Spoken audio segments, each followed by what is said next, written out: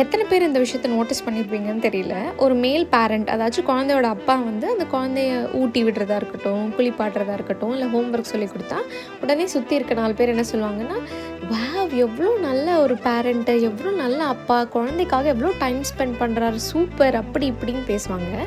இதே ஒரு அம்மா வந்துட்டு அந்த குழந்தைக்கு இதெல்லாம் பண்ணால், இது அவளோட ரெஸ்பான்சிபிலிட்டி, அதைத்தானே பண்ணுறா, அதை கூட பண்ணலன்னா அவள் என்ன ஒரு அம்மா அப்படின்ற மாதிரி சொல்கிறாங்க.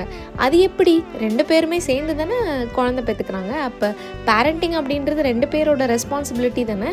இது ஒரு ஆண் பண்ணாங்கன்னா அது வந்துட்டு ஒரு ஹெல்ப், ஒரு புனிதமான செயல். இதே ஒரு பெண் பண்ணாங்கன்னா அது அவங்களோட ரெஸ்பான்சிபிலிட்டி, அவங்க தான் பண்ணி ஆகணும் அப்படின்னு எப்படி சொல்ல முடியும்? இதை பற்றி உங்கள் ஒப்பீனியன் கமெண்ட்டில் சொல்லுங்கள். அன்றைக்கி பிரானோட லஞ்ச் பாக்ஸ்க்கு கொள்ளுப்பருப்பு ரசம் அண்ட் கொள்ளுப்பருப்பு பொரியல், ஸ்நாக்ஸ்க்கு வந்து ஆரஞ்சு கொடுத்துருந்தேன், பிரேக்ஃபாஸ்ட் வந்து பொடி இட்லி தான் கொடுத்துருந்தேன். இதெல்லாம் சாப்பிட வச்சுட்டு நான் தான் அன்றைக்கி அவனை கொண்டு போய் ஸ்கூலில் ட்ராப் பண்ணிட்டு வந்தேன். தேங்க்யூ, பாய்.